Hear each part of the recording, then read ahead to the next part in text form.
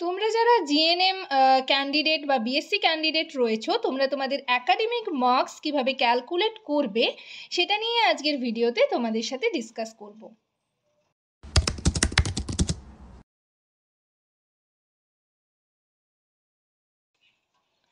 Hello সবাইকে, journey of a nurse চ্যানেলে তোমাদের আবারও ওয়েলকাম জানাই। তো আজকে আমি আরেকটা নতুন টপিক তোমাদের সাথে ডিসকাস করব। তার আগে তোমাদেরকে বলে রাখি, যারা আমার চ্যানেলে নতুন এসছো, প্রথমবার আমার ভিডিও দেখছো, তাদের যদি ভিডিওটা ভালো লেগে থাকে এবং ইনফর্মেটিভ বলে মনে হয়, তাহলে অবশ্যই ভিডিওটাতে লাইক এবং শেয়ার করবে। চ্যানেলটিকে অবশ্যই সাবস্ক্রাইব করে রাখবে নার্সিং রিলেটেড নতুন নতুন আপডেট এবং অথেন্টিক সব ইনফরমেশন পাওয়ার জন্য। আশা করি ভিডিওটা সকলেই শুরু থেকে শেষ পর্যন্ত দেখবে, কেউ স্কিপ করবে না। তো চলো দেরি না করে ভিডিওটা শুরু করা যাক।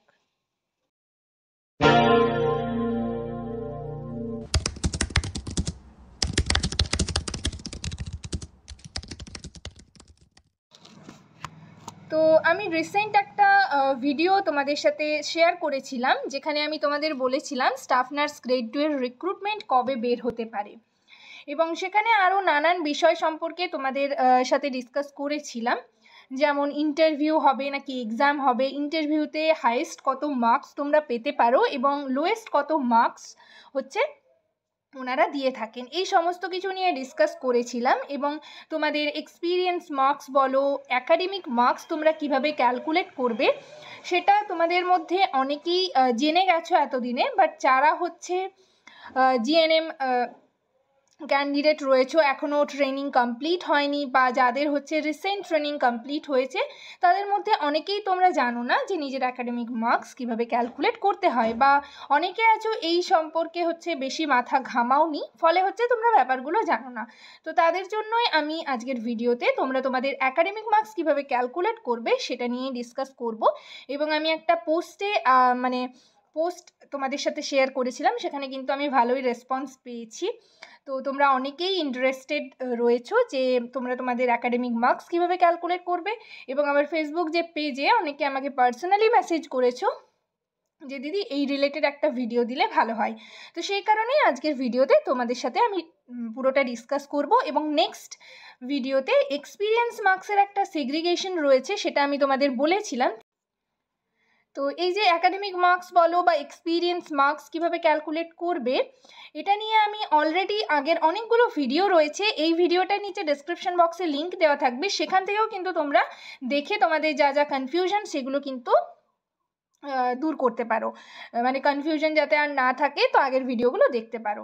তো চলো ভিডিওতে আসা যাক, মেইন টপিকে আসা যাক।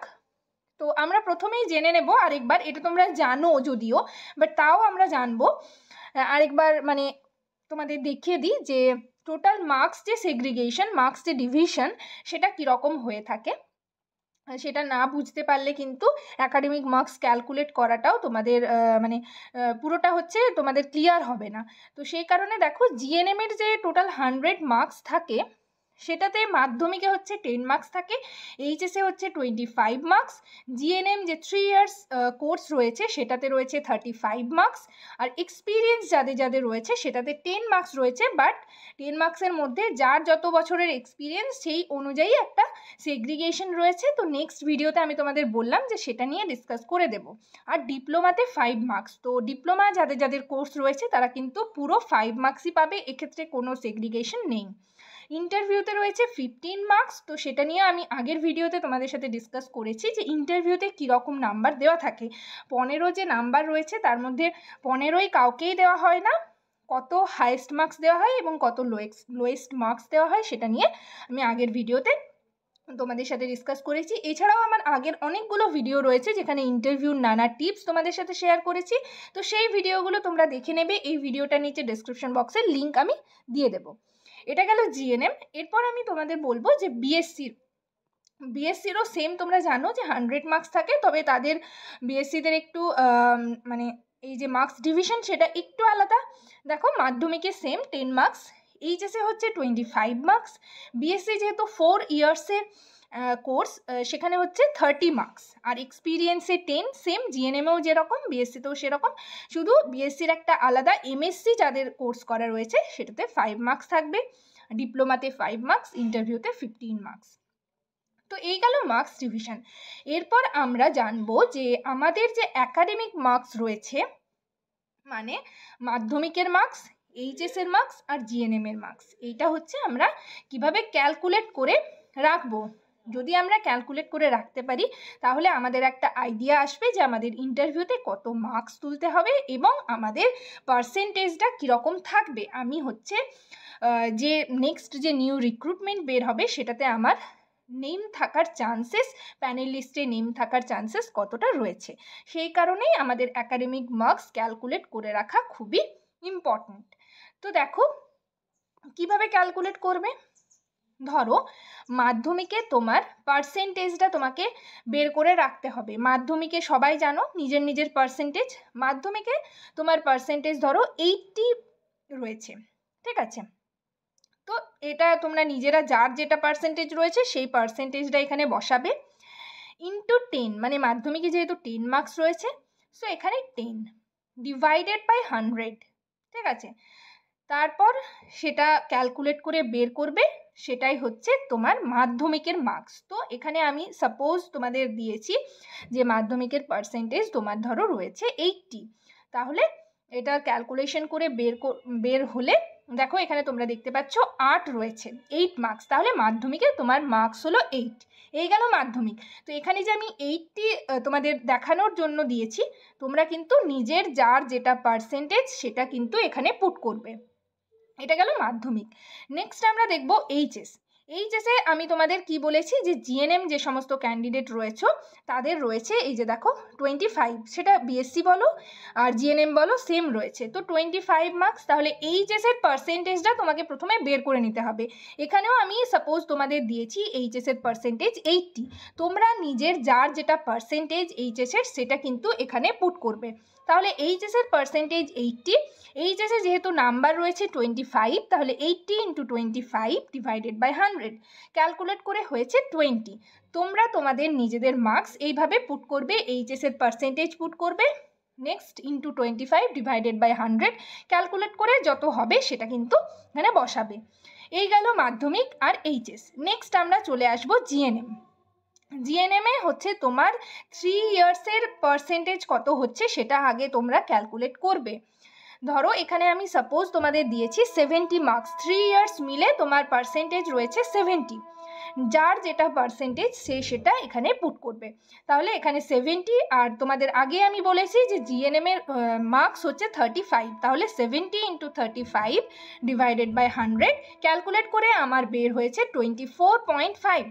তোমরা তোমাদের মানে এইভাবে ক্যালকুলেট করে বের করবে কত হচ্ছে সেটা দেখবে। নেক্সট এরপর হচ্ছে এই তিনটে মাধ্যমিক, এইচএস আর জিএনএম, এই তিনটের হচ্ছে অ্যাড করে নেবে নাম্বার। মানে এইদিকে ধরো 8, মাধ্যমিকে রয়েছে 8, এইচএসে রয়েছে 20, তাহলে 20 আর 8-এ 28 প্লাস 24.5। তাহলে এই তিনটের ক্যালকুলেট করে বের করবে, তোমাদের যত মার্কস হচ্ছে সেটাই কিন্তু তোমার একাডেমিক মার্কস, ঠিক আছে। তাহলে এখানে কত হচ্ছে দেখো, 20 20 এদিকে 40, 44, 52.5 হচ্ছে। তো এটা হচ্ছে তোমার একাডেমিক মার্কস। নেক্সট কিন্তু আরেকটা রয়েছে, তোমাদের বলেছি যে ডিপ্লোমা যদি থাকে তাহলে ফুল 5 মার্কস পাবে, আর এক্সপিরিয়েন্সে কত বছরের এক্সপিরিয়েন্স সেটা কিন্তু তোমাদের সেইভাবেই একটা সেগ্রিগেশন রয়েছে, সেটা আমি নেক্সট ভিডিওতে তোমাদের সাথে ডিসকাস করব। আর ইন্টারভিউতে তাহলে তোমাকে কত তুলতে হবে তুমি মানে এইভাবে যদি ক্যালকুলেট করে বের করে রাখো তাহলে তোমার একটা আইডিয়া চলে আসবে। আর বিএসসিদের আমি দেখিয়ে দিই, বিএসসিদেরও সেম, মাধ্যমিকে সেম নাম্বার রয়েছে, এইচএসে সেমভাবে তোমরা বের করবে, শুধু বিএসসির জন্য কিন্তু 30 রয়েছে, তাহলে এখানে 35-এর জায়গায় কিন্তু তোমরা 30 লিখে ক্যালকুলেট করে বের করবে। এইভাবে কিন্তু তোমরা নিজেদের একাডেমিক মার্কসটা জেনে যাবে। এবং নেক্সট ভিডিওতে আমি এক্সপিরিয়েন্স নাম্বারটা কিভাবে তোমরা ক্যালকুলেট করে বের করবে সেটা দেখিয়ে দেবো, তাহলে তোমাদের একটা টোটাল আইডিয়া চলে আসবে যে ইন্টারভিউতে তোমাকে কত মার্কস তুলতে হবে, সেই হিসাবে তোমরা কিন্তু প্রিপারেশন নিতে পারবে। তো এইভাবে তোমরা একাডেমিক মার্কস ক্যালকুলেট করবে। আর যে স্টাফ নার্সের গ্রেড 2 এর ইন্টারভিউ, যে মানে রিক্রুটমেন্টের পর যে ইন্টারভিউ হবে নাকি এক্সাম হবে, তো সেক্ষেত্রে তোমরা তোমাদের মতামত কমেন্ট সেকশনে জানাতে পারো যে তোমরা কোনটা চাইছো, মানে এক্সাম হলে ভালো নাকি ইন্টারভিউ হলে ভালো। তোমাদের পার্সোনাল মতামত তোমরা কমেন্ট সেকশনে আমাকে কমেন্ট করে জানাতে পারো। আর নেক্সট কোন টপিকের ওপর তোমরা ভিডিও চাইছো সেটাও আমাকে কমেন্ট সেকশনে কমেন্ট করে জানাবে। সবাই ভালো থেকো, সুস্থ থেকো। নেক্সট ভিডিওতে আবার তোমাদের সাথে দেখা হচ্ছে। Thank you.